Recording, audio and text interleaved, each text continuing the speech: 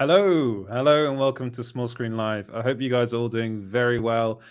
We've got a big show tonight. There's a lot to talk about. So we've got stuff like James Gunn to talk about, a bit of Henry Cavill news as well, some Ahsoka Season 2 news, Mindhunter Season 3 news, which is a bit upsetting. Might talk a little bit about Ant-Man, Fantastic Four stuff, Evangeline Lilly as well. A lot of James Gunn stuff. We've got James here tonight that's... producer of the show, operating everything, and also going to be chiming in with some of his thoughts on the news we will cover. We've also got Shaun here with us again as usual, so I'm very much looking forward to talking to everyone about all things comic book movies, TV shows, getting some insight as well into how comic book things are made and things like that. We'll talk a little bit about that as well in the show. I hope you guys are all doing very well. Who do we have in the chat already? We've got Kazakhs saying, if you don't catch this stream, you will catch these hands. James Lauder. That I'm totally puzzled by that. James Lauder's my granddad, so I don't know.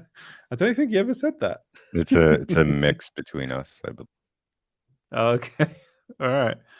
And Chrysler saying, greetings, screeners. Greetings to you, Chrysler. And you put a duck emoji in there for some reason. I'm not sure why you did that, but that's fun. Quack. Quack. Oh, that's why. Quack that notification bell. There you go. Yes, and please do, if you're watching live, like and subscribe. Bobby Anderson in the chat saying hello to Chrysler. Hello, Bobby. Again, I am back playing Animal Crossing, Bobby. Bobby's a big Animal Crossing fan. I'm trying to rebuild my island, and I'm sure to go and visit yours at some point as well. I hope you're doing well, Bobby. Who else do we have in the chat? We've got Patrick saying, I will catch on replay. It rock ego, Henry Cavill, not James Gunn, I go. That's interesting syntax. Patrick, but I hope you're doing well, and yes, please do catch the show on the replay. And Baker Town's in the chat saying yo, how are you doing, Baker Town? I hope you're doing very well. That's Curtis, of course, in the chat there. God, this bloody comment every time for some reason, I don't know why, but if you're on Facebook, Small Screen will comment, it's not us, it's a ghost saying, what did you guys think of the Book of Boba Fett episode 3? Let us know your thoughts in the comments. Again, I always say the Book of Boba Fett episode 3 was pants. It was awful. There you go. Danzig 1979 saying, hey guys and gals, how you doing, Danzig? I hope you're doing very well. Right, who else do we have? We've got Bobby saying hello to Edward, Shaun, and James. Yes, that's all three of us. We're the trio. Chris is saying a little bit about Ant-Man 3. Yeah, I didn't even do that deliberately. But yes, I am a genius. And who else do we have? We've got Lifted LaChance saying, well, hello there. Yes, hello there. I'm not sure if we don't really do clips anymore. I know some people are upset about that. Some people aren't upset about that. We've got Rodney P in the chat saying, any thoughts on The Last of Us show? I am actually waiting until the show's finished because I want to watch it all in one go. That's exactly what I'm doing too. And I've been so far keeping away from spoilers, so that's good. Yeah, I've played the game, so I know what happens in the video game, but I'm definitely going to be watching that as soon as it ends. I kind of did the same thing with The White Lotus as well. I ended up watching the first 2 seasons after they aired, so I just watched them all in one go, and that was brilliant. I like a good binge. Who else? We've got Bobby again saying, I see you playing my island is so bad. I'm ashamed of it. Do you need blue roses? No, Bobby, I think you've got to stop this. This is false modesty, and your island is incredible. It's the most incredible thing I've ever seen in the game, and you should be very proud. And I know you have multiple islands as well, and they're all amazing. So don't say that. Right? Who else do we have? We've got one day I'll go on. One day I'll go on their island and I'll live stream it so everyone can see. Yeah, or one of them. It's incredible. Everyone should see that. Anyone that's interested in Animal Crossing. It's so good, that island. Yeah. Right, should we bring Shaun in? Hello, Shaun. How are you doing? Hey, I'm doing well. I'm recovering from James being so jealous I had lunch with Zeus last week. But other than that, I think going well. Yeah, that was even James even mentioned that to me. He was like, I cannot believe this is happening. If Zeus steals Shaun from us, in be the very group upset. chat, to be fair, but it's just because Yeah. I used to live in that area, but now I don't. I couldn't, because if I still lived in that area, it'd be like 20 minutes away. Yeah, So exactly. It was basically, what you exactly wanted to do. it was exactly You 20 wanted to have minutes meal. crossing an Yeah. international border behind a car that was towing another car that had no paperwork on it. So that's always fun when you cross an international border. Yeah, 27 years in that area, and then I moved for a couple of years, and I missed the boat. What you gonna do? Well, we've got other stuff to talk about apart from your meal plans with the Zeus, the god. Nothing is more important than my eating. Well, I can understand that. I understand where that comes from.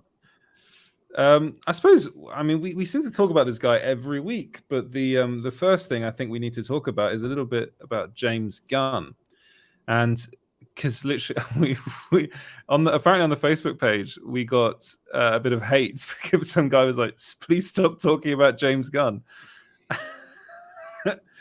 A bit of hate. Yeah, a bit of hate. A bit of.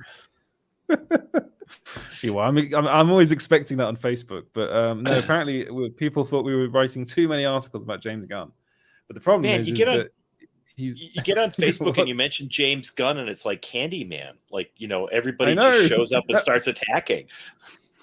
I don't know where these people come from. They'll probably come on here in a minute as well.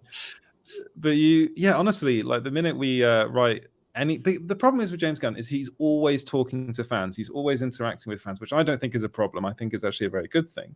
But he's actually kind of got himself in a bit of a mess because he's actually revealed, I think inadvertently revealed, that he was hired quite a long time before it was announced that he was going to be the head of DC Studios, or the co-head of DC Studios. He was hired to write the Superman Legacy script. So I think it was about 3 or 4 months before the announcement. You might correct me. Around the end of August. Yeah. He said he'd been working on it for 6 months. Yes.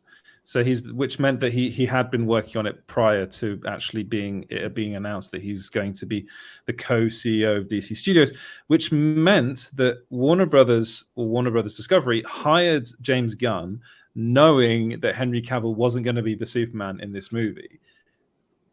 No, because it for me, because they hadn't gotten rid of Affleck at that time. So to me, it was like they were developing parallel projects.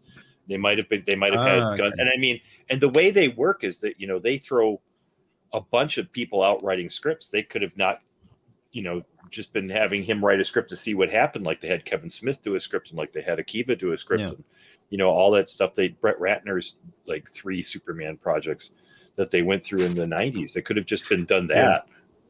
Yeah, that's what I mentioned to Edward earlier, but I think because the reports that they've been looking for a new Superman since 2018, and he never came back since then. He wasn't even in the end of the Peacemaker show, in the end scene there.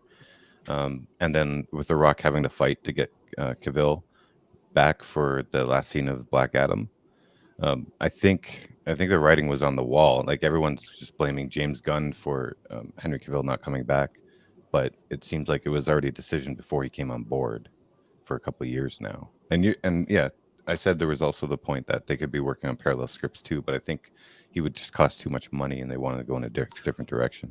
Why would he cost too much money? Is he that? I mean, he's not had that many really successful projects. He's up there in the stratosphere for actors. He comes from a very, very rich family. So, and he wants a lot of money. That's why he didn't do the cameo in Shazam at the end. Is that true? I didn't know that. Are you talking about Henry Cavill? Yeah, you're not talking about James Gunn being very expensive. Okay, no, because Henry Cavill he comes from money. He comes from old money. I think he's from the island of Jersey, which is a tax haven in the UK. You can't live there if you don't have a lot of money. He went to Stowe, which is one of the most prestigious boarding schools in the United Kingdom. So he's very wealthy. His family's very wealthy. He does cost quite a bit of money, But the thing is, I don't think this should really come as a surprise that Warner Brothers had hired James Gunn to write a Superman script, because they'd already hired this is Tallahassee. What's his? I can't remember his name now. The journalist Coates, his last name, to write the Black Superman script, as everyone keeps on referring to it as. Yeah. And he's still working on that script, apparently. It's probably a contract.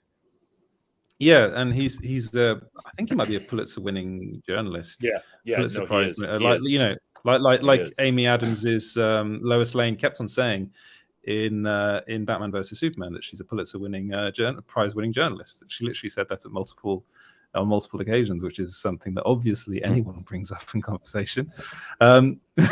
It's something about that movie. I rewatched the whole thing about Batman versus Superman.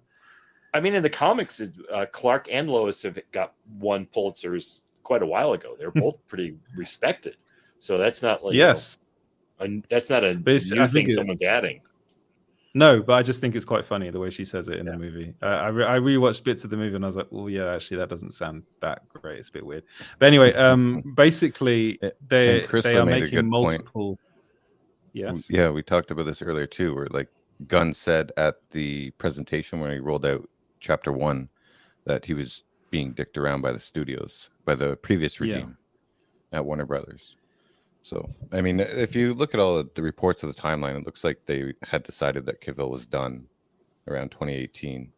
And I think it was like Rock flexing those muscles. I know you don't agree with me, Shaun, but no. I don't understand why you would get rid of just part of that cast. You know, if you either clean house or keep them one way or another. The way I can see it is maybe Henry Cavill wanted to be locked into something while the other actors were okay making an appearance here and playing it by ear. Because if you have like Ezra Miller, you have Jason Momoa, and you have was it Jason Momoa? Yeah, was Gal Gadot? She wasn't in the Peacemaker end scene, was she? It was just Wonder Woman. I don't think Wonder Woman was there. No, it's a while ago. I don't remember. And neither was Affleck either. No, it was. They're all body doubles. Yeah, but Batman and Superman were body doubles. Yeah, he'll come back for cameos and stuff. But I think maybe Cavill, I don't know, if they're willing to come back for cameos to, maybe please the fans and maybe sum up their stories or just, confirm that they're still in that universe. But Cavill didn't want to. Like, the only thing I could think of is money because of the whole Shazam and post-credit scene. Well, let's stop for 1 second and just go over none of and there are going to be death threats against me after I say this, but none of the Snyder projects were big money-making blockbusters. They were expensive to make, and they didn't create a huge profit center. So all this stuff about that they're going to lose money, that nobody's going to go see these movies. Well, nobody was really going to see them in the first place, in terms of like looking at what other stuff goes. I mean, they just did okay. So that is an interesting point, because I think we actually made that before. It's like these Man of Steel, it did okay. Yeah. Batman vs Superman did okay. But the problem with both of those movies, and Batman vs Superman in particular, was the expectation for on Warner Brothers' behalf was for the money to make well over $1 billion at the box office. I mean, look at Avatar: The Way of Water. Somehow has made over $2 billion. And a movie that's billing both Batman and Superman should be making a heck of a lot more money than it did. But for some reason, and we know that the Snyderverse fandom is very vocal, and they'll probably all come in here and start getting very upset with us. But for some reason, those Zack Snyder movies, did not hit with audiences. Just audiences did not connect with those movies, like general audiences. I remember I was working at Melty, which is a French media outlet. I was the editor of the English language site. I went to see that movie, the press screening of that film, with a very young team from all over the world. We all went to see the press screening of Batman vs Superman. Came out of that movie afterwards. Everybody was in agreement that it wasn't good. that movie was not good. Literally everybody. And these are very young people that all read comic books and all read, watched a lot of comic book movies. And then, you had, after that, you had the Suicide Squad come out, and then you had Justice League come out, and it was the same reaction for all of those films. And I'm pretty sure that Warner Brothers executives knew this, and they really wanted to move away from that core, that Snyderverse universe as quickly as possible. I think, like, Toby Emmerich was the one that wanted to get rid of Henry Cavill Superman in 2018. 2018. He was the one. Yeah, he was the one that wanted, and that was after the release of Justice League. They were like, we really need to get away from this now because it's a complete mess. Well, think about it. I mean, the Suicide Squad, the first one, did about as well as Batman versus Superman. And Suicide Squad, the only like top line character in there is Harley Quinn, and even in that, she at that point was not that well known to the general public. Batman versus Superman, you have two of the big marquee characters of 20th century pop culture, and it does about the same as a movie full of characters that nobody's ever heard of. Yeah. Can I address a comment? Sorry, go ahead, Yeah. Edward. Go on, address the comment first. Rodney says, why did DeLuca or Abney greenlight Cavill coming back knowing Gunn was writing a younger Superman? Shouldn't they have just said no to The Rock and Cavill? Did they greenlight it, though? They got, well, yeah. From what the reports were, is The Rock got permission by those two. And I think what happened was it was a last-ditch effort. And I think the studio, because the reports of The Rock going around certain execs and using his quote-unquote muscle to get Cavill in there for the post-credit scene, I think the studio probably saw it as a way to boost box office sales as well, right? To get the hype up. Yeah. And it was like a last-ditch effort because it was an experiment, Black Adam, and they had to give him a chance to let it do well to see if it will continue on in the universe, because he's been working on it for 10 years or more.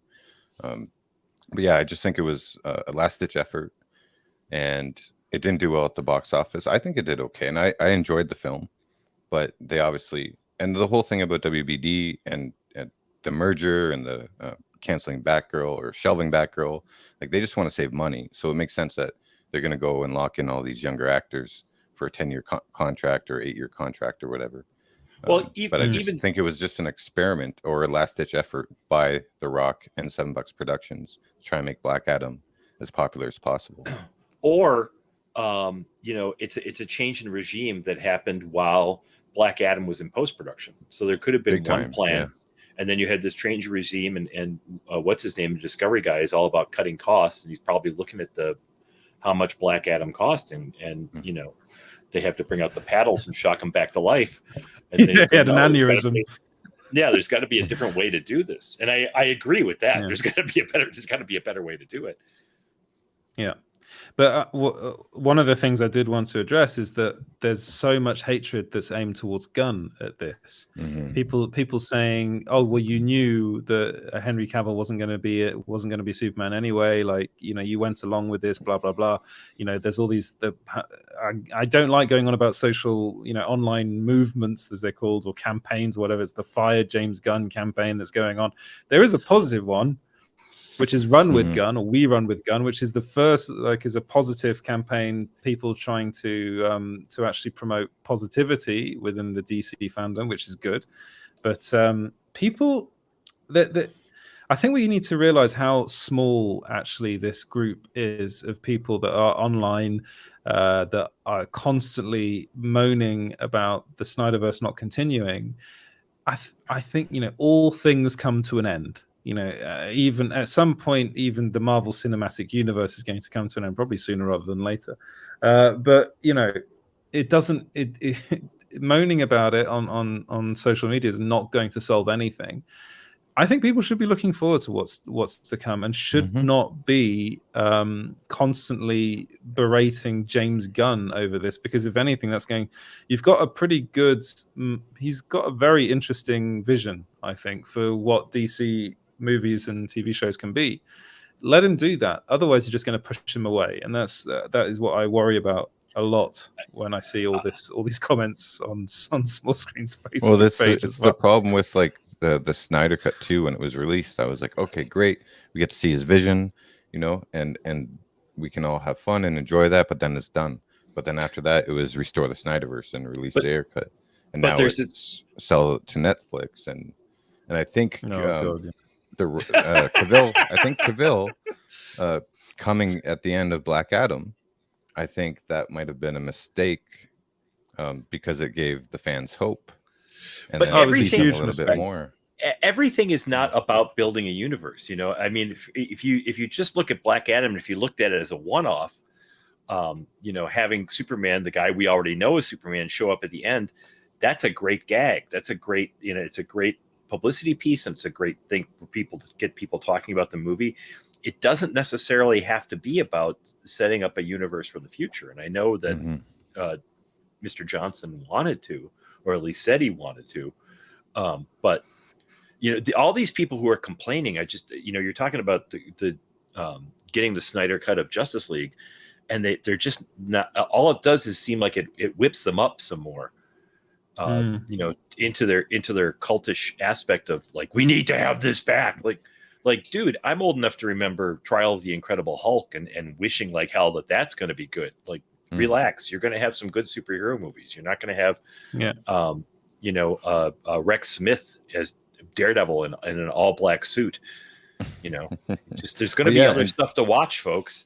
And being a DC fan, like since I was like 2 years old, I'm used to actors changing roles, and you know, I loved Keaton, I liked Kilmer, I liked who was not George Clooney, Christian Bale.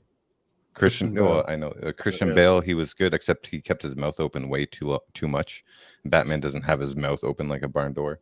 But I'm used to the reboots and the revisions, and they're actually exciting. Superman's had a trouble past. Shaun, you know all too well, but like especially the last 20 years trying to get to screen. And but being a DC fan, we're kind of used to this. And if you're a comics fan, then you know they reboot the universe like almost every summer. So, it's but the thing with these online communities is they are an online community now. Everyone found each other. They found something to bond over. It filled some form of a gap in their life, I think. So once it's done and over with, what are they going to do? Are they just going to become like a museum for this past movement? That's why they keep trying to come up with these new campaigns. It feels mechanical to me. I mean, Edward and I talked about it the other day when people were jumping on the post. It feels like this is bots or somebody, you know, somebody running this to try and make this seem like more than it is, because there just aren't that. Yeah, there just aren't this many people who watch these movies and like them. There just aren't. When there was the Fire James Gunn hashtag going on, there was a guy tweeting it out 600 times, and he would number the tweets. Took a couple screenshots. Well, I love we put the Run with Gun thing. You put the Run with Gun thing up, and there's immediately someone going on there. This is obviously publicity push from Warner Brothers. This is not real. The inventiveness is amazing from some of these people on social media. Like, it's like, okay, so I saw some people suggesting that I'd been paid by Warner Brothers, Warner Brothers PR to get this out. Honestly, if Warner Brothers PR is paying me to write good things about James Gunn and the DC studios, please send me money. I would love that, but it's not happening. And where's my share, by the way? Yeah, exactly. Yeah. It's like it's not happening. It's like a lot of people saying that Disney just pays off. All over the years, Disney had been paying off certain reviewers and critics. Yeah, if the critics for Ant-Man 3 is anything to go by, obviously Disney hasn't been paying the critics as much as they used to. But, Bob Chapek put an end to that. Inflation's hitting everybody. Exactly. But I mean, I think all this Gunn stuff is just like, I think, just let him work. Let's see what he does. Snyder's fine. He's doing Rebel Moon Part 1, Part 2, Part 3, whatever, however many parts Netflix is willing to spend. Incidentally, I mean, I'm going to talk about this a bit later, but the news that Netflix is unwilling to spend money on Mindhunter yet spend money on Rebel Moon, I think is awful. I'm sorry, Yeah. but I think that is terrible. I got But something anyway. on my nose. Well, no, Yeah. it's like I said earlier to you, Edward. It's like they're not willing to spend money on Mindhunter season 3, but people want Netflix to license Zack Snyder's Justice League. How much is that going to cost? But Netflix is like season 3 is always problematic for Netflix. Mm-hmm. Yeah. They did that with Lost in Space season 2 and season 3. They waited so long that Penny was like 50 years old by the time they got to the third season. You know, Will and the robot were filing for Social Security at the end. Yeah, they're notorious for that because the first season's awesome. Yeah, I didn't watch it either. I'm a big Lost in Space fan from when I was a kid, and the first season was awesome. Do you like them? Yeah. Do you like the Matt LeBlanc movie? No, that was pretty good though. That was a lot of fun. No, yeah, when I was a mid teenager, and Crystal Method came on as the soundtrack. I'm like, yeah, I'm all in. This is my jam. This is what you're gonna say. When I was a teenager, Crystal Meth was lying around. that movie was very good. I loved Gary Oldman in it. Was it the I did like Oldman. Was it the blue stuff, James? You like the blue meth, right? No, that didn't come popular till Breaking Bad. I was more into the green meth because I was like kept calling it kryptonite. Moving on. Right. I mean, that's again. Everyone just calm down. I think is what I think we should say about when it comes to James Gunn and the DC Studios and the DC universe. I'm excited about it. But should we move on to some? I actually heard. Our home city was pretty vanilla, Barry. Right. Okay. But I think it was Welland, where I lived, and around that area where Zeus is around Niagara Falls. Yeah. That David Letterman, they did their top 10 places to get marijuana in North America, and Welland, Ontario was number 1. Yeah. Zeus, you want to weigh in on this one? Oh, I think him and I have had this discussion before. But yeah. All right, Ant-Man 3. Well, actually, yeah. Should we talk a little bit about Ant-Man 3? Not too much, because I know that Shaun, you haven't seen it. Actually, are you going to see it, Shaun? That's a question I'd like to. I because of my anxiety issues, I stay away from movie theaters for the most part. So. When it's streaming, I probably will, or if I get like a day where I think there's going to be nobody there, I'll go. Yeah, but I sort of freak out in crowds. Well, there was no one in Edward's theater when he went. Yeah, there was no one there, and that was on a Friday night. Which usually, if I start driving now, I can get to Paris Saturday. But I was actually really surprised because I've seen in the cinema every last like Marvel movie that's come out in Phase 4. I've seen them all in the cinema, and they're usually packed. And this one just was not. But apparently, the movie's been doing quite well at the box office. I don't. If you guys want to read my review, it's up on the site now. I had a lot of flack for my review as well, saying that the CGI was poor. A lot of people in the comments going, "Well, you immediately this critic doesn't know what he's talking about because he says that the CGI in the movie is poor." I just thought it looked a bit wonky, and I've actually thought that about a lot of Marvel movies of late. I just feel they're being a bit rushed. If Zack Snyder had been in charge, there would have been great CGI. Zack Snyder could have saved it. Probably would have been. Ultimately, I did enjoy Ant-Man 3. It's not the best Marvel movie ever, but it's certainly not the worst. I think these Rotten Tomato scores. I would not take that seriously. For some reason, I think a lot of critics just really dislike this movie, and I think it's because. I think it's Marvel fatigue, actually, more than anything. I think people are just getting a bit tired with these films now. But then again, I actually felt that this movie, I thought it was a lot more fun than a lot of the movies we've seen in the MCU prior to this. A lot more fun. I think it was a lot better than Black Panther Wakanda Forever, which for me was a real letdown, that movie. I thought it was better than Doctor Strange in the Multiverse of Madness. For me, it was basically like watching a weird mixture of Rick and Morty, Star Wars, and Hitchhiker's Guide to the Galaxy, all in one. And it's a bit of a bonkers like visual experience. I will say the quantum realm to me is very ugly. It's just a very ugly place to be. And It's dark. It's underground. It's quite dark and dingy. And I thought MODOK was pretty bad. That was really my biggest problem with the film was MODOK. Actually, I just thought the character was just a bit too, that kind of Marvel goofiness. It was just a bit too much of that. And I just don't think they should have included MODOK at all. Personally, I don't think he really added much. Or done a better job when he doesn't have his helmet down.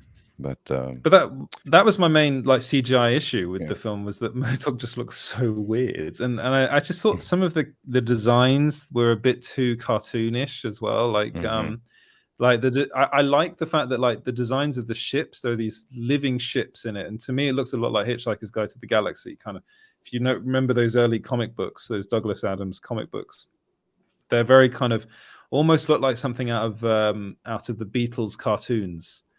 There's an element of that to it, like the circular kind of the UPA cartoons or the Yellow Submarine.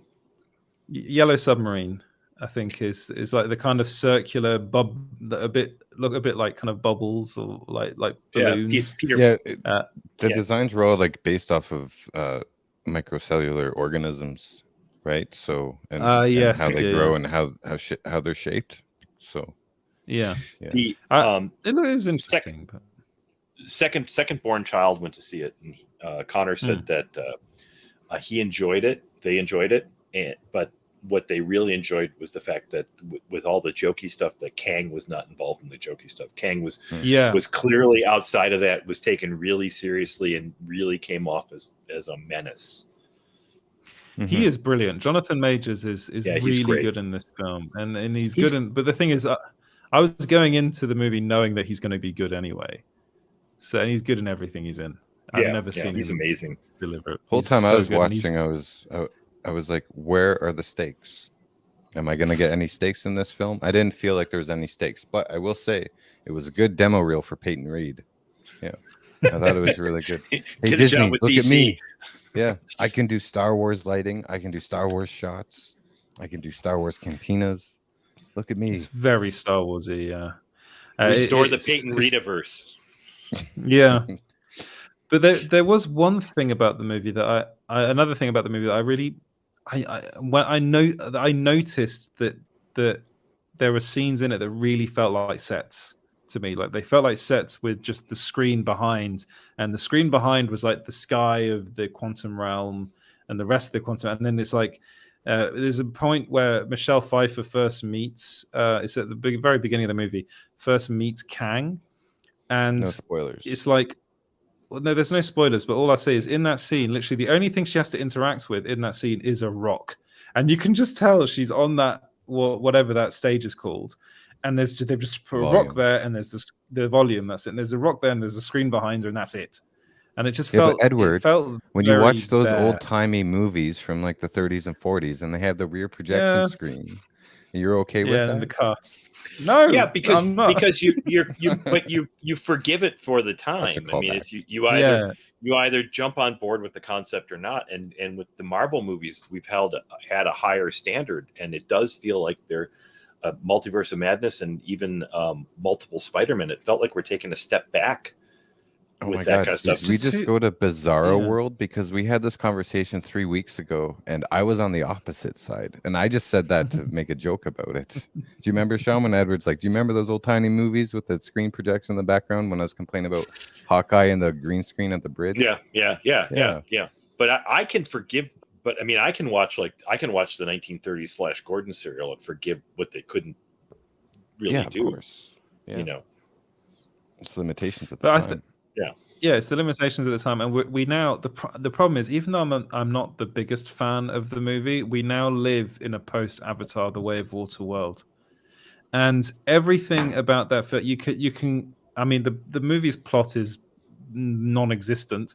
Really, it's very basic, But that film looks incredible. You believe that you are in this universe. Whereas with these Marvel movies, and Rodney pointed it out, Thor: Love and Thunder and Ant-Man 3, Marvel doesn't seem to be using the volume very well. And if you watch like something like The Mandalorian uses it a lot better, because you're seeing all this stuff in The Mandalorian. You actually believe that you are on. Maybe it's because you're more, I don't know, familiar with Tatooine or the kind of Star Wars universe, and Marvel's trying to make something a bit different, and could be the different. I don't know. Well, interestingly, the Mandalorian looked a lot better than Book of Boba Fett. So yes, it did. Yes.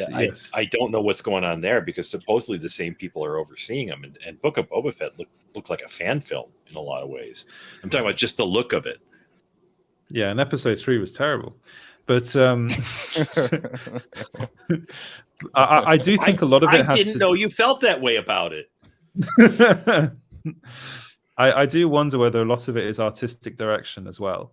It's that they just kind of don't get it quite right in some instances. And then for The Mandalorian, there's I don't know, they had probably a more coherent vision about what they wanted for that. And the Book of Boba Fett, and I think like Ant-Man 3, was a bit all over the place, and they couldn't quite figure out what they wanted before they went and shot it, because I know that it's everything kind of has to be rendered beforehand with the volume, because they use something called Unreal technology, so it's basically like a video game, really, and the world has to be rendered properly so they can actually shoot it in camera.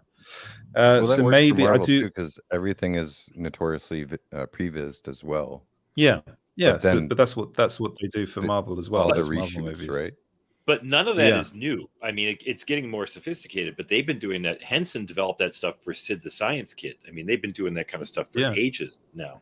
So, they're doing a more sophisticated version of it, but they're not breaking new ground with this stuff. No, and I think that's probably one of the things with these Marvel movies that's a bit worrying is, before, I mean, I was watching John Campea, who's a guy that likes to talk on the internet about movies and TV shows a bit like we do, but he mentioned something quite interesting, and he basically just listed all the movies that came out in the Marvel Cinematic Universe from like 2017 to 2019, and if you look through those films, every film, like, you could say was like an 8 out of 10. Like, you could go all the way down from Winter Soldier to Avengers Endgame, and basically be like, yeah, there aren't many duds there. It's like they kept on releasing pretty good movie after pretty good movie. Ever since Black Widow, the films have been pretty average, bordering on bad. Like, I would say Black Widow is pretty bad, that movie, and I'd go back to Endgame for my own tastes. Well, maybe some people didn't like 2009. Endgame. Yeah, 2009 to End. I loved Endgame, but from 2009 to Endgame, and Zeus says Thor: The Dark World. Yeah, Thor: The Second Thor is pretty well known for being a dud in that time. But yeah, it's like, again, we're going back to Feige getting Michael Waldron and other people to oversee projects while he can go work on a super secret Star Wars movie. And then the Chapek reign that came in, maybe he slashed some budgets. And I know he butted heads with Feige, but now that Iger's back, hopefully we'll see a return to form, and Phase 4 didn't do so well. And Feige has addressed this, and he's going to take more hands-on approach, hopefully. So we'll maybe turn around. Like, I know the press junkets and the red carpet, they're all saying, this is the beginning of Phase 5. This is epic. You got to go see it. Blah blah blah. But to me, it just seemed like another Marvel movie. It was fun, but it was a big directing reel for Peyton Reed. He's like, I got stuck with Ant-Man for 3 films. Now give me something else. At least I got the end of Mandalorian season 2. Yeah, he's never gonna get Fantastic Four. That's what he really wanted. Yeah, we're all so spoiled at this point, though. I mean, we really are. That's the thing. We're very spoilt with these films, and all I wanted was, I mean, again, I gave it a 7 out of 10. It's a solid movie. I said it was fun. I had a really good time with it. I love Paul Rudd. First off, I think the guy's aging backwards, which is really annoying. But also, I think he's a very oddly relatable superhero. He's not super clever. He's not super strong. He's just an ordinary guy in a suit with a big heart. That I like that aspect of his character. I liked Cassie Lang. I didn't think she was annoying, which I was a bit worried she was going to be. I still don't really understand why they recast her. But you know, and I Michael Douglas and Michelle Pfeiffer was absolutely fine in the movie. You don't think Paul Rudd's acting was a bit cheesy at some points? But that's the character. He's a cheesy character, though, and I can get on board with that. Yeah, and it worked great in the first two films. I just found it was a bit out of place in this, like a little too hammed up. A little too SNL-y. Do you expect him to have developed as a character? Do you expect him to, like, you know, now no longer be so surprised by all the amazing things? He has developed, and I liked. I'm not going to get into spoilers, but I liked where they took it in this film. But it didn't seem like they took it all the way to where his character arc could have gone, sorry, I should say it seemed a bit rushed. You know, if you watch the first two Ant-Man films and then you get in the third one, you're like, okay, now he's supposed to be like this. Yeah, it just seemed a bit rushed. There's a lot. He's just a celebrity in it. Stuffed a bit. That's all he is. Yeah, really. I know, but I was, again, trying not to get into spoiler territory, but yeah, but that's been in the trailers and the book's out also. Scott Lang's book's out. Yeah. I think that they all feel kind of rushed to me, and I think that's the problem with the special effects, and I think that's been the problem with the stories, is that they're pushing to get these things through, and they're not really like taking the attention to try and do something different that they as they did in the beginning. I mean, you know, we talked about this before. Iron Man broke such new ground and was something nobody had ever seen before. You know, a lighthearted action movie that you really gave a shit about the characters. You know, and they seem to like want to keep pushing the lighthearted part and just rushing it through for the gags and not thinking about it. And I think that shows in the special effects and stuff, because they've prevised everything, but they haven't planned out how to do it that well. It's the Mummy's Returns all over again. Yeah. Where like the ink is still dry on the film when it gets to the theaters. Or the Mummy, or the last Mummy, you know, where it's just we've got this much time to shoot it before Cruise goes off and does Mission Impossible. So let's just get through this thing. Yeah, I wonder if there's an element of that. I've been listening to quite a lot of interviews with specifically Michael Douglas, who's been doing a lot of the interviews for this movie, which I don't really understand why, but hearing him try and explain this movie is hilarious, number one. And hearing him talk is like, this is the beginning of Marvel's phase 5. And I'm just like, I can imagine some guy behind the camera with like placards being like, this is what you have to say, Michael. And then he was asked how many Marvel movies he'd watched, and he was like, well, how many have there been? And it's like 31. He's like, well, I haven't watched 31. By the way, I'm Michael Douglas. I'm married to Catherine Zeta-Jones. I have a bunch of kids, and I'm a cancer survivor.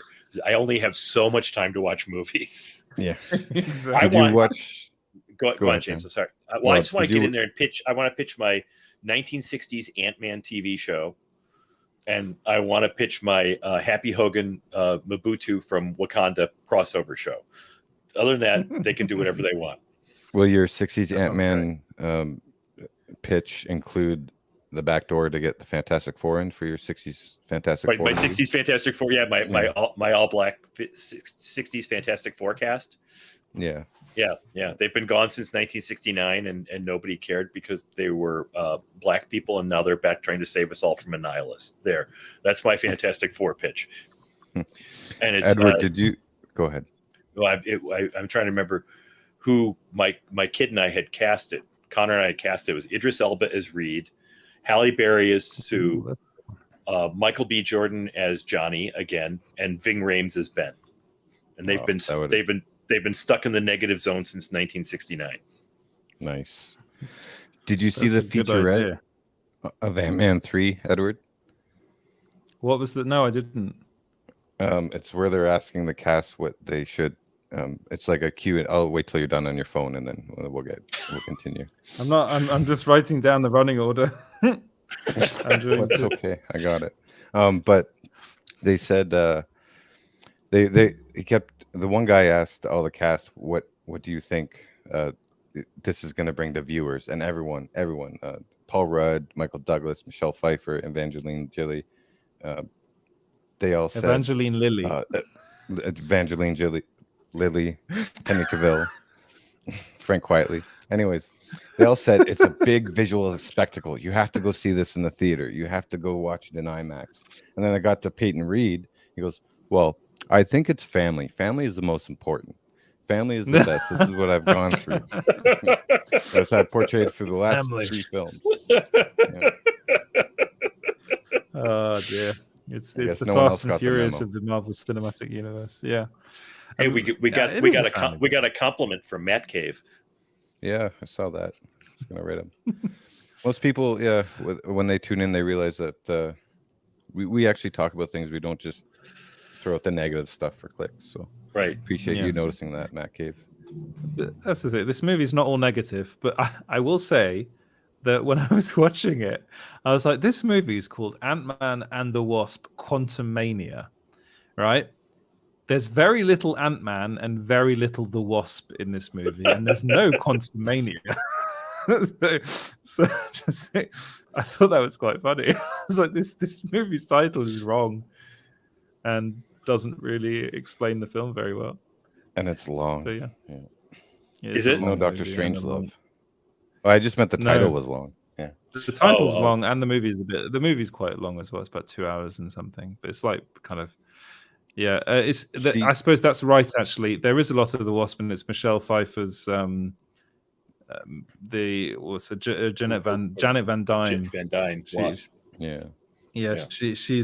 She's never really the Wasp in this movie. It is Hope Van Dyne who's still the Wasp. Janet Van Dyne's kind of like a freedom fighter type thing, which is kind of cool. She's good in it. Michelle Pfeiffer's good in it. Yeah. But Ant-Man 2 was great. I really liked the Wasp in that. That sold the movie for me. Yeah. Well, there was a lot more of the Wasp in Ant-Man 2 than there is in Ant-Man 3. There is a lot more of that. Zeus is asking if we like the movie. Yeah, we like the movie. It's just more of the same. Are they going to deliver with all the PR? That's the thing. They're going to promise us this exciting experience, and all these things are going to be changed. It's another epic event.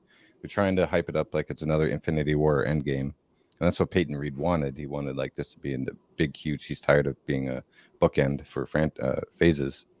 But are they going to deliver with all this hype? Right. I haven't seen Avatar 2 yet, but apparently it delivered with all the hype. And that reminds me, I think it's post 1994, post Jurassic, or maybe 96, post Jurassic Park, because that CGI still holds up, right? Jurassic Park, yeah, it really does. But that wasn't all CGI though. There was practical and CGI mix. And I think that's the way to go. I mean, Iron Man did mostly practical stuff, and it still looks great. Yeah. If we had like a practical broccoli guy, then that would have made Ant-Man 3 so much better. Yeah. I think so. Only if they've been practical garlic butter to go with it. He's I mean, it's a bit of a spoiler, but he's a broccoli man who was a lech, which I thought was quite. There are some elements of this movie that I really did like the film. I felt like it felt a bit also like a Rick and Morty episode. Which I suppose is not is kind of deliberate. They got Jeff Loveness to come into it, and is he still a writer on Rick and Morty, or is he now just doing Marvel stuff? I think it's just Marvel stuff. Who knows what's going on with Rick and Morty anymore? Yeah, I mean, I wouldn't want to be on that production.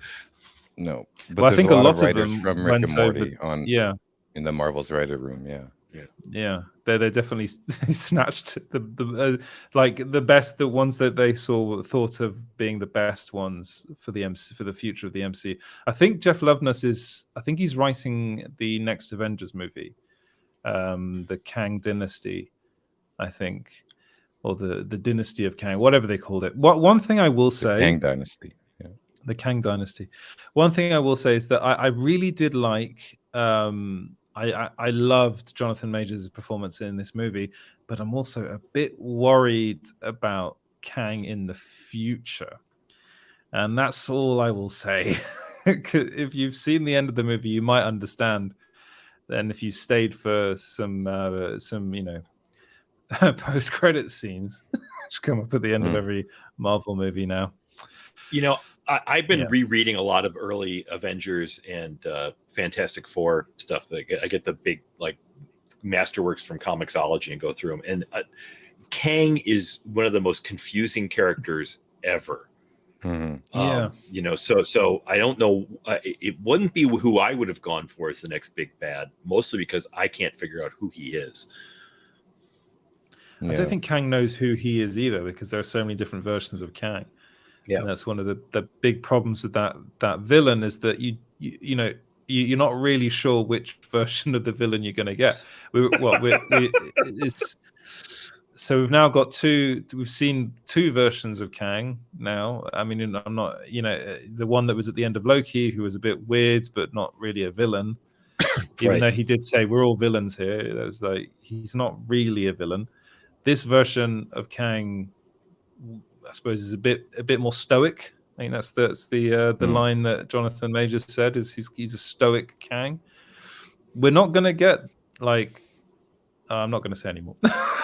Just in case I'm spoiling it. The last thing I'll say about Ant-Man 3 is, because when you brought up the post credits, that it reminded me of this thought that I had after watching it. Was it's another film in the Marvel universe that just seems like a lead up to what's to come. Yeah.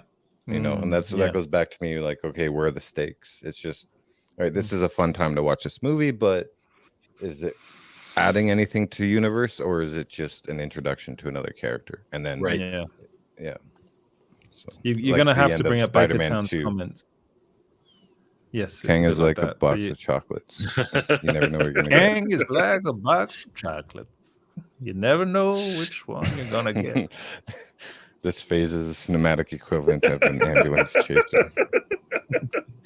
God, I love Kaz. Very true. Very true. Should we talk a little bit? I mean, we did talk a little bit about Fantastic Four there, and the fact that Peyton Reed wanted to direct that movie. It's being directed by Matt Shakman, the director of WandaVision, and it was revealed, not by him, by a Deadline reporter, that they are casting Sue Storm first and wanting to build the movie around Sue Storm. I wanted to get your guys' opinion on that. I think that's a great idea, because she is at best a problematic character.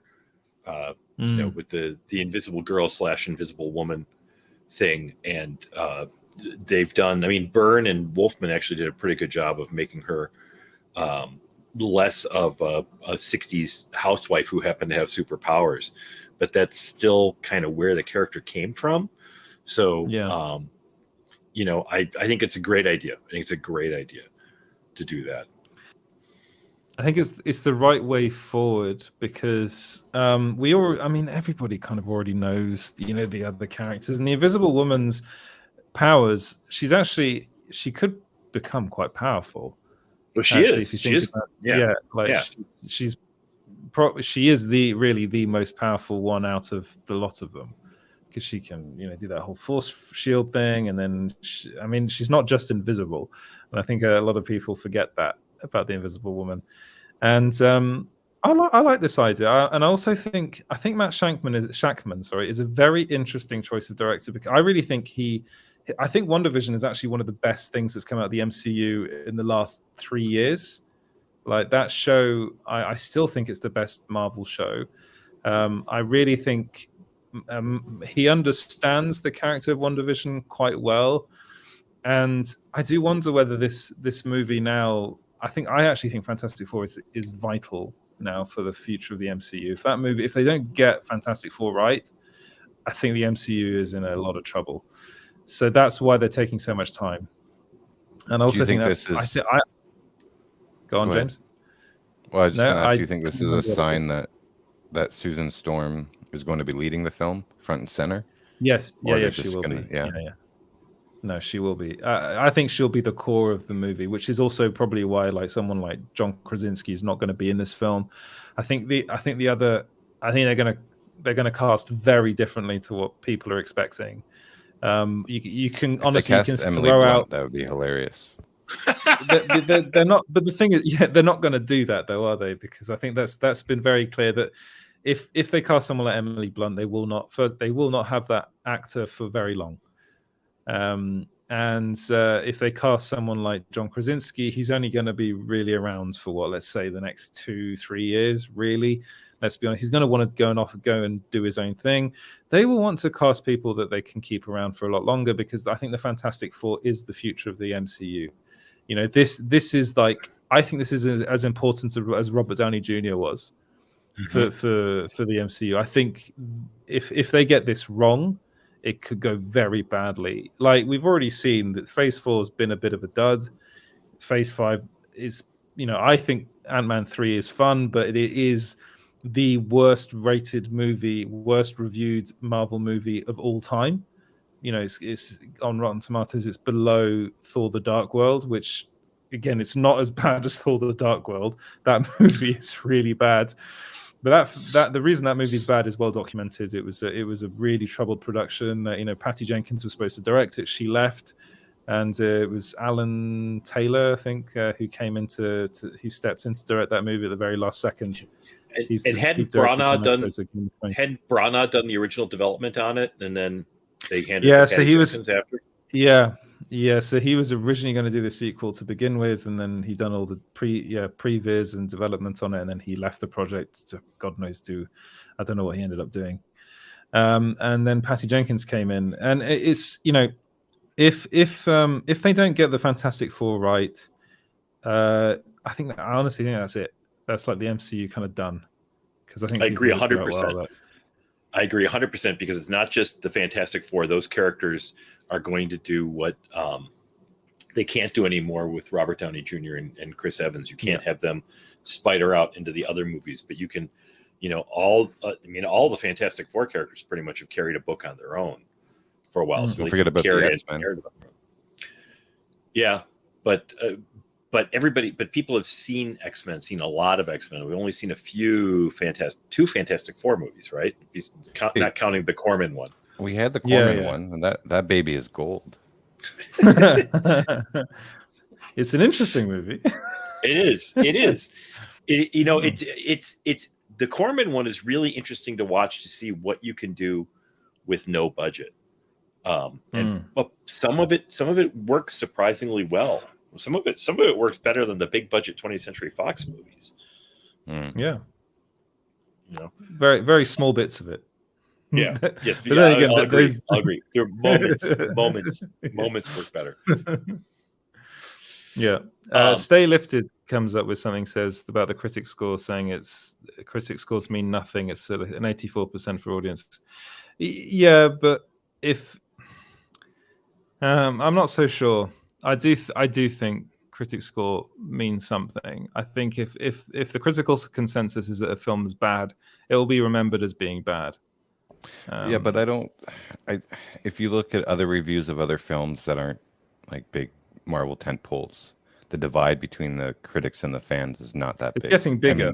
The divide is getting huge between the critics and the fans for these movies now. Yeah, I think maybe I don't know. I don't know what the critics are thinking. Maybe they're expecting something more. Maybe they're just being harsh on it because they're tired of seeing them all and they're tired of having to review them all. I don't know. So. Well, it's an interesting. There's so many changes in the business because of this. Because critics used to be newspaper bound, and now newspapers aren't that much of a big deal anymore. And then there are so many other critics at their own sites, that aren't really like overseen by anybody like us. So you don't have like a Vincent Canby or a voice coming out and really holding a lot of weight anymore. And at the same time, that used to drive people into theaters, and obviously people aren't being driven into theaters anymore. So, what's the effect that it seems like it's a big sort of paradigm change that we're in the middle of right now. Yeah. It's true, yeah. I think YouTuber critics have become quite important, though. I think there was a time when a lot of people would go and see movies based on like Jeremy Johns's reviews, and there are loads of them. it used to, but we're not in the days of Roger Ebert anymore, or like, you know, I mean, in the UK, I suppose the most famous movie critic is Mark Kermode, who's quite a famous movie critic, very opinionated man. I've met him on a number of occasions. Wasn't very nice to me, but we'll save that for another day. Even though he literally never meet your heroes. That's all I'll say. You know, and it seems to me as though people just go to these movies regardless of the critic score. I will say that, like, it doesn't matter in that sense anymore. But what I think it does matter in like a historical sense. And also, if movies that are coming out, Marvel movies are coming out consistently being panned by critics, it will have a knock-on effect further down the line. Yeah. I mean, you don't, but even with the YouTube critics becoming important, you don't have anybody. And this is cranky old. This is the cranky old part for me. you don't have anybody like Pauline Kael or Canby or Ebert, who were historians as well, doing that and really knew film backwards and forwards. And God knows that, you know, Pauline Kael could, from the time I was like 12 years old, literally could piss me off reading a review, because my older brother had a subscription to the New Yorker, and I used to sneak it because there were no Playboys in the house, so I was sneaking New Yorkers, you know. But I still sort of like learned a lot from reading that stuff. I mean, I remember reading her review of the Charles Bronson movie Hard Times, which said this is not really a great movie, but it's great pulp. So it's something you know you should all pay attention to, because that's why I love that movie. Yeah, we don't get a lot of this. So is it a good movie? No. Is it something you should see? Yes. I think when Tarantino retires, he should just review movies on Rotten Tomatoes. I think that'll even the scale a bit. There's something else I can avoid. But Rotten Tomatoes is kind of suspect, isn't it? I mean, because of who owns them. Yeah. It's Amazon, isn't it? I thought Warner's had a piece of Rotten Tomatoes. Yeah, maybe. I thought it was like IMDb, but no, I don't think they're linked. Amazon knows everything else. They own IMDb and everything else. They called me to make an offer for you, Edward. So we'll talk about that. I'm all ears. I come quite cheap. Yeah, I mean, I think again, I think we've talked a lot about Marvel and DC. I wonder whether we should move on to. Do you want to talk a little bit about Mindhunter season 3? Yes. So I'm going to be completely and utterly open. We were told that Mindhunter season 3 was on the cards quite a while ago now. So, you know, sometimes you get sent some stuff, and I got very excited because I really wanted Mindhunter to come back. It sounds as though it hasn't been going very well between David Fincher and Netflix. And Fincher basically came out talking to talked to a French outlet called Le Journal du Dimanche, and said that basically it was going to be too expensive to make a third season. Netflix wasn't willing to invest the money based on the viewership numbers. Now, I did know that the viewership numbers were lower than Netflix was expecting, especially for Mindhunter season 2, which is mind-boggling to me because it's literally the best show on Netflix. Also, season 2 was a very difficult production for David Fincher, especially because he ended up basically firing everybody. He rewrote everything and directed all the episodes himself, which he wasn't supposed to do. They had brought in directors to direct the episodes. I think he was only supposed to do the pilot and maybe the finale to begin with, and he ended up directing everything. And he ended up saying that he was working like ridiculous hours, and it wasn't really something he wanted to go back to. Then he's like, maybe in the future at some point. He didn't get credited for directing those episodes because of the other directors. Yeah. No, I remember. I think he I always did. watch who directs an episode, and there was like 3 or 4 directors in season 2. If I remember correctly. He probably he was executive producer. Yeah. If it's TV, he's taking over the editing. I mean, the directors aren't sitting in the editing. He's probably doing that. It's been well documented that he ended up basically doing everything on the second season, which was not supposed to be the case. He did, and I just think he's one of those directors that I think he is infamous for doing take after take after take after take. It takes a very long time to make a David Fincher movie. He's very particular, which is also why he's made such incredible movies. Like David Fincher, I think, is literally one of the best directors working in Hollywood now, probably one of the best ever. Apart from Alien 3, was that him? There aren't many bad Fincher movies. You can't really name a bad Fincher movie. At least I can't. I love all of them. I even love The Game, which is a lot of people think is one of his worst films. And Panic Room. I really like that film as well. I liked it too, yeah. He's only sorry, Edward, I just following up on this. He only directed the first 3 episodes of season 2. But I don't think he was even supposed to do. I don't think he was even supposed to do that. But it has been well documented that he was doing far too much on that show, and that wasn't going to be the case to begin with. And they also had they had to rewrite a lot of it. I know that he was not happy with the writers, the original drafts on a lot of the episodes. He ended up rewriting a lot of them. So it looks like Mindhunter season 3 won't happen at Netflix, at least. Unless this is open James, negotiation. Yeah. Again, I was gonna ask you about this. So what do you guys think about this, and do you think it really is the end of Mindhunter? What is so expensive about that show? Is CGI. It just don't know? What's CGI? It's CGI you can't notice, like the period stuff. Well, the period stuff, but also maybe. Like if the sky it looks too nice and bright out, they'll darken the sky. It's like in Panic Room where he's CGI where you can really notice, except Panic Room is completely CGI. Yeah, there's a lot of CGI in Panic Room. I mean, I wonder though whether too, but he uses CGI very subtly where you can't notice it, and that's pretty expensive. Yeah. I do also wonder though whether it's the scope of these shows that they have very big crews. They have pretty. I suppose the actors aren't. It's a big cast. It is a big cast, and it's a complicated kind of show to make as well. And I want it's lots of location shoots, which I think makes anything extortionately expensive when you start doing on location, because really, because to me, we used to say in doing independent film was that if you use practical sets, it was always better than building for price. Yeah. I mean, I do know where you're coming from, because I've always been a bit Shaun. I've always been a bit puzzled when people say Mindhunter was just too expensive to make. Like Fincher said this on multiple occasions now. He said that it's just a very expensive show to make.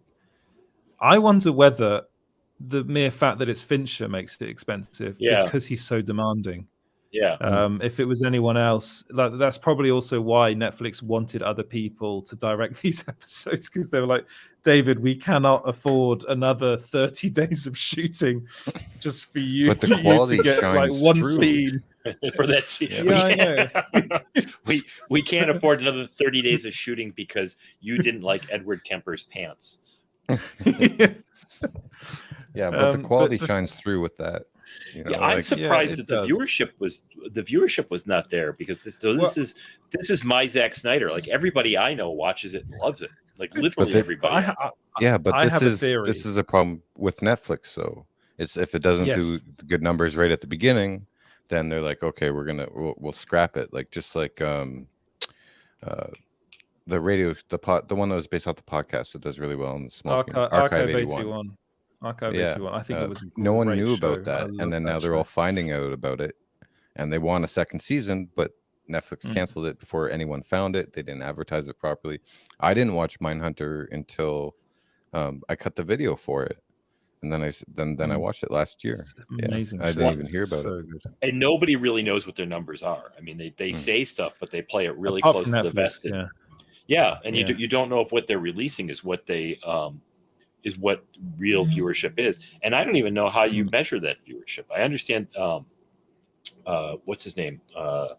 Comic book writer, wrote Two Guns, was asking people to watch Two Guns on Netflix and let it, even if you were just letting it play in the background, because after what he knows is that after like 5 or 10 minutes, it counts as a view of the whole thing.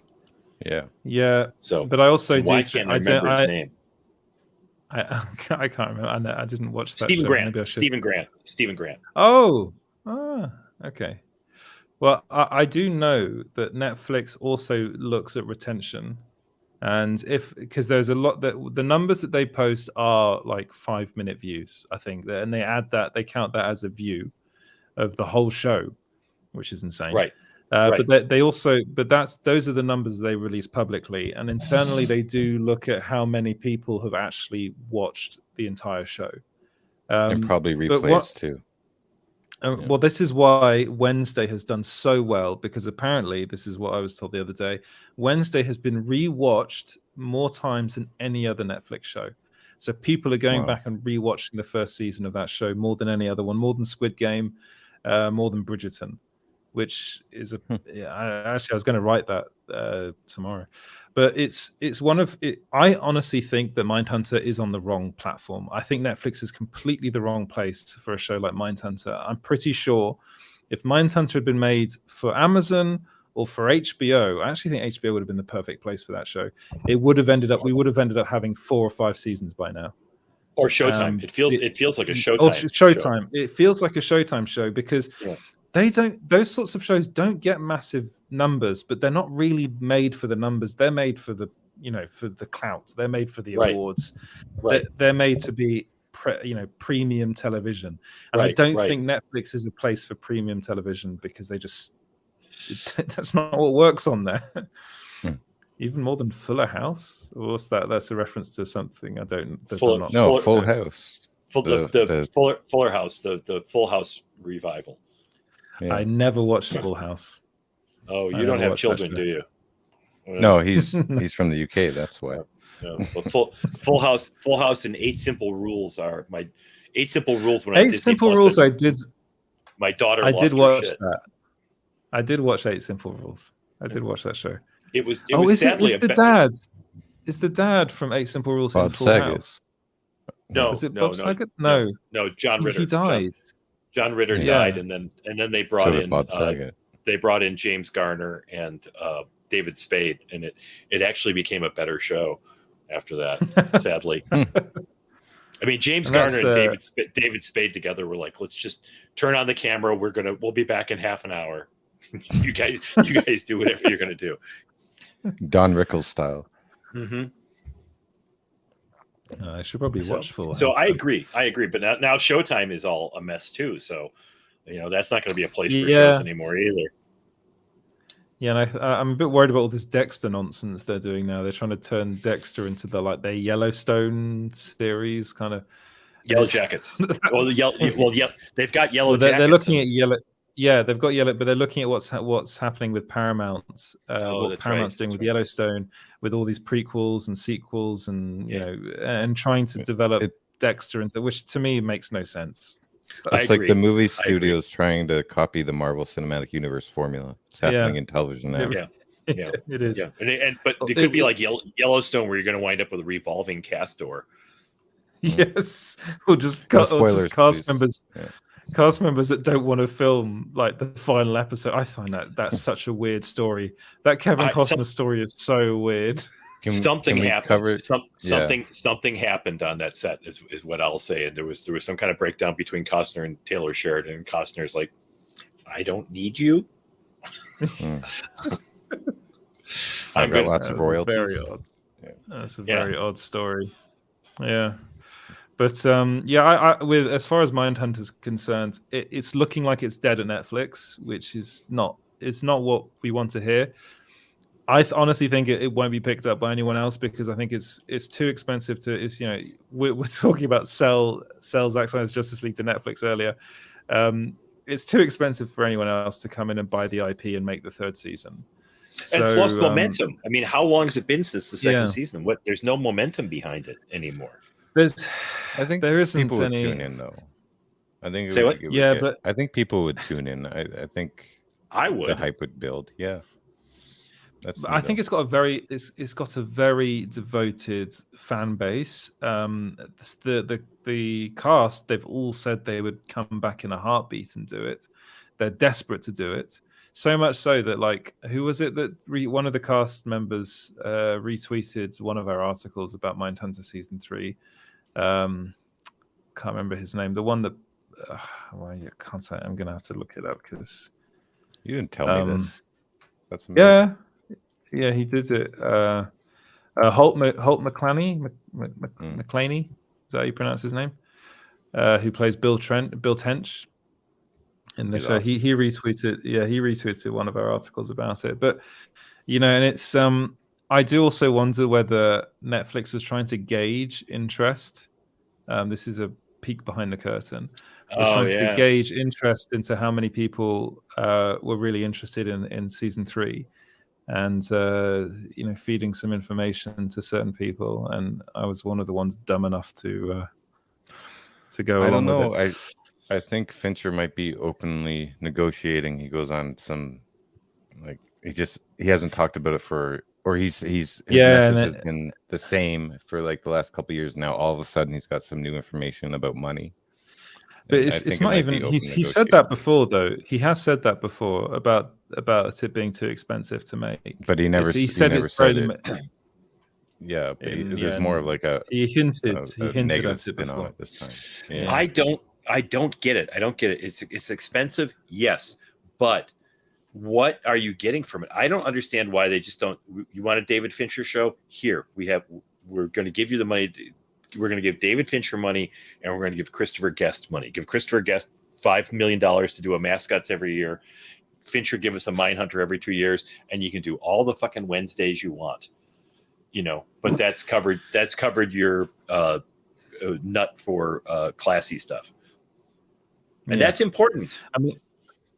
But the Fincher and Netflix have had a very good working relationship. I mean, the Killer is Fincher's next movie, and that's coming out on Netflix. Netflix let Fincher make Mank, which was a movie he wanted to make for years, which I watched and went completely over my head, unfortunately, because I know very little about Citizen Kane. And I think it went over everybody else's head who watched that show on a subscriber on Netflix that wasn't, versed in the story of Citizen Kane and how that film was made. And of course, Fincher actually was one of the OG directors to work with Netflix. He was an executive producer on House of Cards. So, they have a relationship that go way back. And it seems to me as though it might be coming to an end, unfortunately, after probably The Killer. I think that'll probably be it for Fincher and Netflix, which means it'll be it for Mindhunter as well. What you got up here, James? Check out a little bit about this. This is all the CGI that they've done.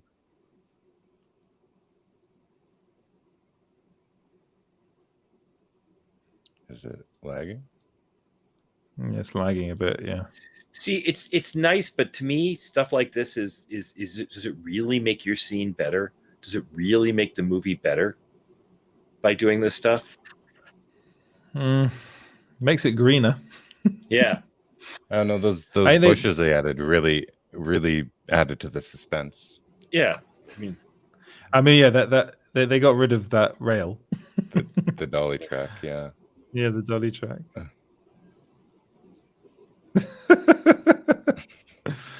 Oh dear. But I don't think this sort of stuff costs an extortionate amount of money, does it? Because they did a lot of it.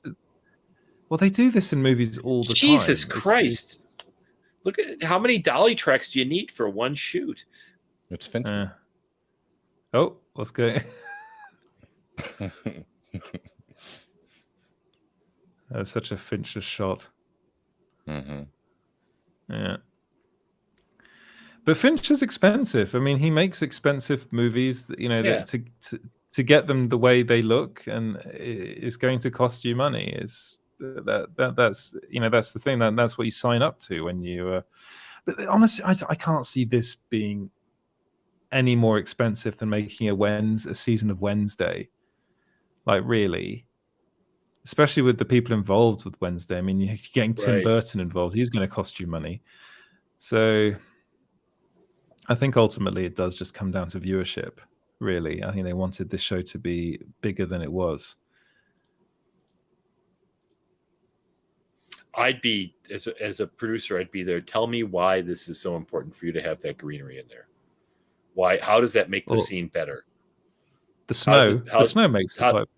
Yeah. How does it help the story though? Does that make that much of a difference in the See how story and many- what we're gonna like? See how many layers of snow they added there? Yeah. It's like 8 different layers of snow. And then they had a rotoscope all around her. They added the car. Yeah. Oh God, that's overkill. Let's be honest. I think for everything they do, it's like they're trying to add food to everything. But this Yeah, whole see, thing. it looks like a lot of the exteriors were digitally constructed. Yeah. Sorry, somebody walked by, so the dog's going crazy. It's okay. Oh yeah, I remember seeing this. What did they do with this? Oh, okay.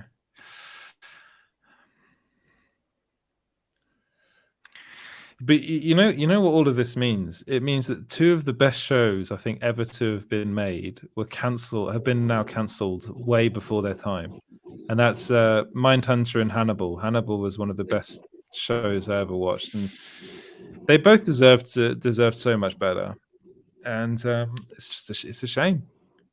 It's a shame. Hannibal's amazing that it was an American broadcast network show, and that they stayed with it. The fact that they stayed with it for 2 seasons by itself was astonishing. Because it's a challenging show. It's not an easy show to watch. What was that? NBC? Yeah. Yeah. It was Universal. Yeah, NBC Universal, and NBC is like super conservative. They're not CBS making shows for people over 70, but they're a fairly conservative network. Yeah. Deadwood had lots of problems. It was so good though. Deadwood, that was a very good show. Ian McShane had his best. Yeah. That was a great show. Right. On that bombshell, I think we've gone through most of the stuff. I think Shaun. I think we're good. Good. Yeah. I think Shaun needs to go. But thank you so much for taking the time to talk. He said he was fine. Yeah, I'm fine for the time being, but you're just tired of me, Edward. Just say we're tired of Shaun. We want to move on. Edward wants to be on his phone. See, we want to find a prettier, younger, cranky guy. Well, that's me. Never. What are you talking about? Never. You cannot leave, Shaun. Don't have any ideas of leaving to start a thing with Zeus. No, I'm not. The god of what's Zeus? I got statues now. See, I got statues. Mm-hmm. Oh yeah, yes. You should bring them. They are to the massive. camera. Show them off.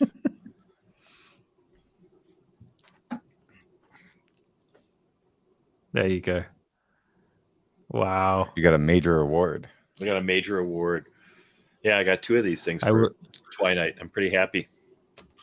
I would like to thank the Academy, myself, my brain, my talent. If I ever got an Oscar, ever got an Oscar, first thing I would do is name everybody who had fucked me over in my career. I'd just have a run through it. Here are all the people that made this difficult for me to get here. I was playing you off, Edward, from your Oscar speech. Did you see the BAFTAs were last week? Yeah, Did you guys see that? Yeah. I was very surprised that Thingy didn't win. That Brendan Fraser didn't win. Yeah, right. Yeah. Right, and the Elvis dude won, right? That's Austin Butler. Wow. But Elvis dude. I like Austin Butler, but I have to say I don't know comes his off name, as like one of it's Austin Butler. He comes off as one of those really what's his name? Austin Butler. Austin, but he comes off as one of those really insincere like actor dudes. I don't know if he's like, I'm so humbled. It's like, shut up. Take your award and fuck off. I was kind of like this guy. I've not seen Elvis, but when I saw Oh, he got a it's good. BAFTA, I was like, this guy must be really good because you can't pay for a BAFTA like you can pay for other awards. I mean, he's He is good. Golden Globes. Is like, yeah, but it's very. Yes. Yeah. Oh, sorry, Siri's come on, so I can't hear anything. There we go. Austin who? Butler. There you go. He was a Disney actor, a Disney Channel actor. Now as a BAFTA winning actor, so he's done well. But as something about those LA kind of actors, I'm so humbled, so humbled. Yeah. Shut up.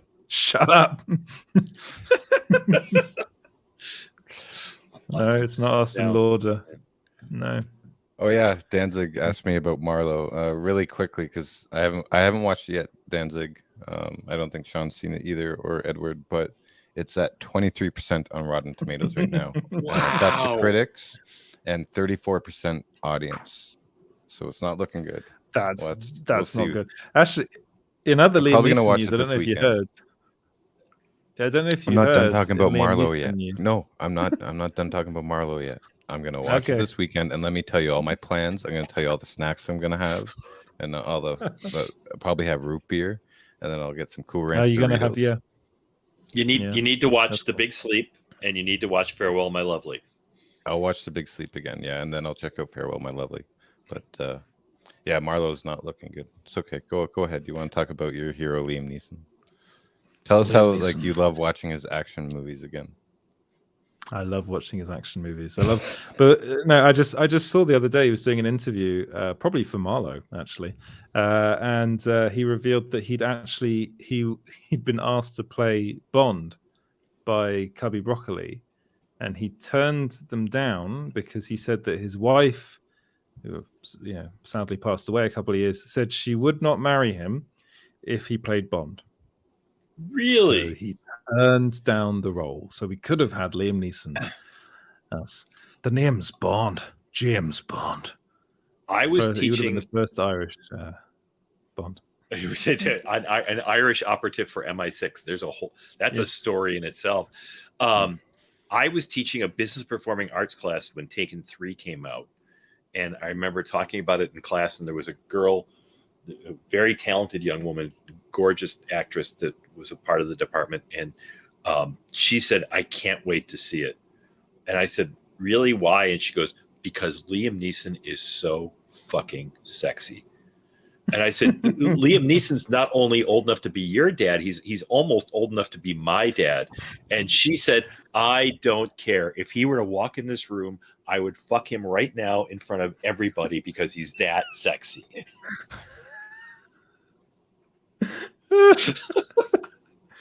Oh God, I think I'm many like, women have daddy issues over Liam Neeson. I like if Sorry, I go. Who said this, Sean? This was a student. Oh, I was like your wife or your ex. No, so just like a 21 year. This is like a 21-year-old student. She said that, and I'm like, I cannot take this conversation any farther because there's going to be a lawsuit if I go any further with this. But I was stunned. I was stunned. That he has that kind of hold over people still. Almost like the Tom Selleck effect. Yeah, exactly. It's the same sort of thing. Oh, is that why you made this? Was this for Liam Neeson?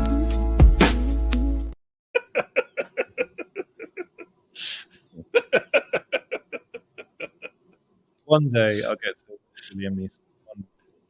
That's my goal.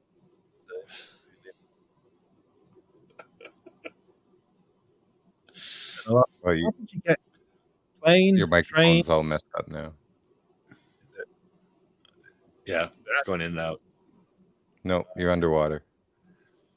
Really? Now you're back. Yeah. Okay, just had to hit it. That's what I have to do with my old computer. It doesn't boot up. It says Chasis intruded. I just shut it down and I go smack, and then it works. That's the American way of solving technical problems. And you guys, I expected actually, more from you. The Canadian way is I just need to use duct tape. The Canadian way is to ask it nicely to work. And use duct tape. Yeah. You ever watch Red Green, Sean? Oh yeah. Yeah. Yeah, I almost saw him live last year. He's coming through town, coming through this area. That would have been fun to see. Is he still doing Is he still doing that character? Yeah, I'm still doing tours. Yeah, it's a great character. Yeah, they have all the episodes up on YouTube now as well. Yeah. So, anyways, Edward, where can we find you? Where should people go if they can't? Well, you can't find me anywhere. Yeah, they can't find me anymore. I'm banned. I'm still banned. Come on, your Twitter. small screen. You look in the mirror and you say James Gunn 3 times, and Edward appears. You don't find me. I find you. I have a particular set of skills, and they piss off Zack Snyder fans. I have a particular set of skills, but one of them, unfortunately, is not doing an American accent in any movie I ever turn in. What's even his name in the Taken movies? I can't remember. It's like he's like a former his name is Taken. CIA. It's Mr. Taken. It's back. Yeah, Brian, I can't remember. Brian Mills. My name. Wow. My name is Brian Mills. I used to be. Was he in the CIA? Was he a former CIA operative or something? Of course he was. Yeah, and then they I remember they have like barbecues, don't they, together, where they just talk about the old days. Yeah, they do. I don't know. I will defend the first Taken forever. The first Taken is the first one action movie. Mm-hmm. First one is good. The ones after that were bad. As I always say, like after the first one, you think the bad guys would go, maybe we should leave this guy alone. And especially after the second one, I don't think we need him, because every time it's like the old Bob Newhart routine about the spy show. Anybody ever notice that when we talk to him, we all get arrested the next week? And I loved how it was always another family member. And like then it's like I think the second one the dad that was trying to kill Liam Neeson's character. Yeah. And then the third one was like the cousin. And Right. the fourth one was like the second cousin once removed. The fifth, there's fewer and fewer of us every time we do this, so maybe we should leave it alone. But this time we will get him. We will find this Brian Mills and kill him. Oh shit! Finding him was never the problem. Getting away from him was the problem. Good luck. I remember that. Good luck. And then that whole he gets him to say the word, doesn't he? So the guy says it, and when he finally comes face to face with him, and he's like, "You're the one on the phone. I will kill you now." I was kind of obsessed with that movie, the first Taken film. It was yeah. I think without Taken, we wouldn't have John Wick, and I think that's true. I genuinely believe that's true. That's probably true. Yeah. So there you go. Taken has given us a lot. Actually, that's coming out soon, isn't it? John Wick Chapter 4. What's it called? Mm-hmm. The first cut is 3 hours long. I want to watch it. A lot of it's set in Paris, so I'm excited. Okay, I'm very excited. Right. Yeah. So that so you can find me at Small Screen Co. That's a very long-winded way to get around to that. There you go. And where can we find you, Shaun? On Facebook, on Twitter, on Instagram, and Twinight, TWIKNIGHT.com. And James? Oh, thank you this week at 42cutcom. That's where you can find me. Woo! And none of you guys have been banned yet from Twitter, have you? So you're all good. Not yet. No, but we're trying. We didn't write 50 articles about Amber Heard being a bad person. So I was thinking today that might have something to do with it. It would make so much more sense if it was Small Screen that had been banned.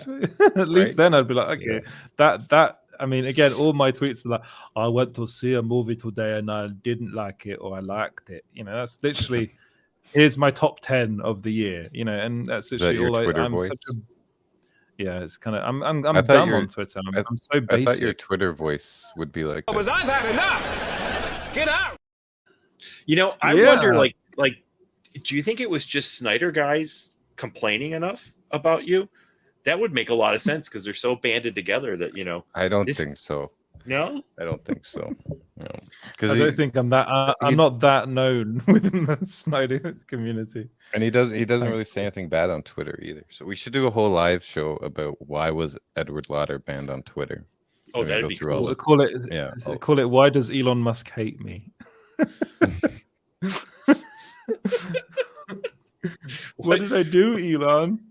What was it? Did you hear what Judd Apatow said at he hosted the DGA Awards?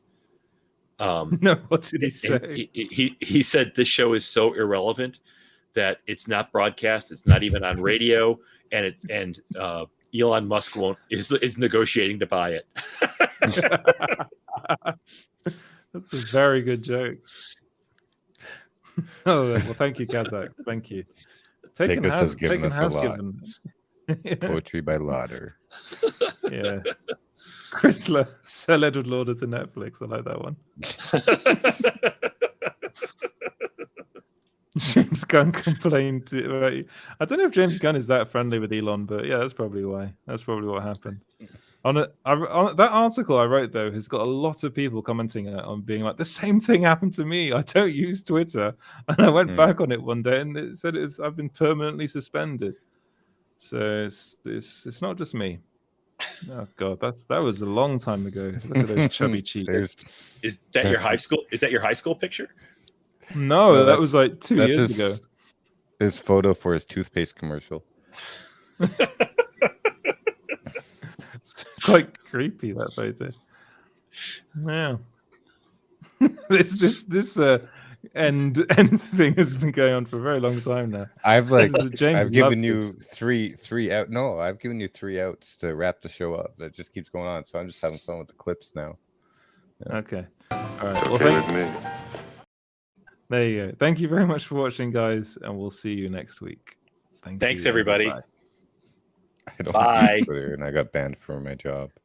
Next week we will be talking about the Buckaroo Banzai comic book that Shaun had pitched to DC. Or No. I was in active development of an animated series at Warner Brothers. Awesome. Cartoon Network had committed to put it on the air. Oh wow! Yeah, we're going to talk about that next week. Yeah. No matter where you go, there you are.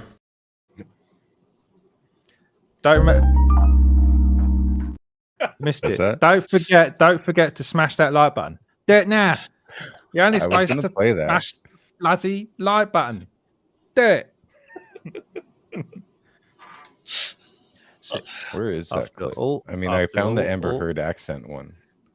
She was only 13 years old. Have you ever seen that movie where Michael Caine is basically his taken that movie? I can't remember what it's called. It's called Harry Brown. Oh, Harry. That's a Harry really Brown. good action. Really picture. good. A great movie. He's the retired SAS guy. She was only 13 years old, and you killed her. That's actually his best movie. And you have to watch The Trip to understand this bit I'm doing, because it's about Michael Caine's voice. It went very high pitched. Only supposed to play the bloody dog. She was only 30. I'm not going to bury another Wayne, Master Bruce. I'm not going to bury another Wayne. There you go. That's go over there and hit the fucking like button. All right, you hit it now. You motherfucking hit the fucking like. I just told you to hit the motherfucking like button. So you gotta do it right now. Do it. We were talking about The Trip the other day because we were watching 24-Hour Party People. Yes, that's good. That's a very good movie. Anyway, let's end it there. All right. Watch that film. Anyone that hasn't watched it, watch it. It's a really good movie. Which film? Trip or 24-Hour Party People? Both Steve Coogan films. Massive Steve Coogan fan. All right. Thanks, guys. Пошли. Все вместе. Какие ваши доказательства?